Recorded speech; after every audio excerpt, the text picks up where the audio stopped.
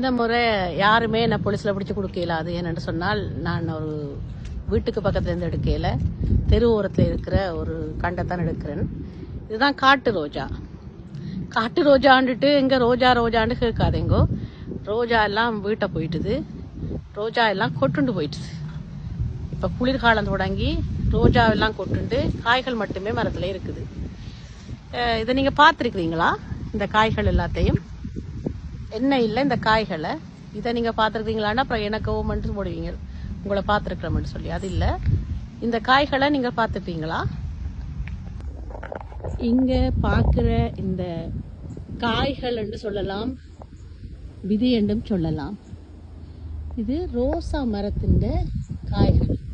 காட்டு ரோசான்னு சொல்லுவோம், காட்டு ரோஜான்னு சொல்லுவோம்.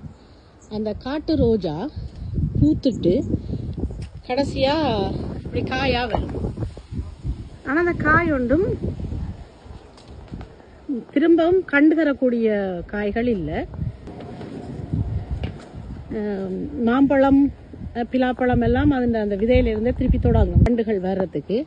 ஆனா இதுகள் கண்டுகள் தராது. திரும்ப பூக்கள் பூத்து கொட்டினா பிறகு அந்த காய்கள் அந்த மரத்தை அழகுபடுத்தி கொண்டிருக்குது. அழகா இருக்குது பார்க்க.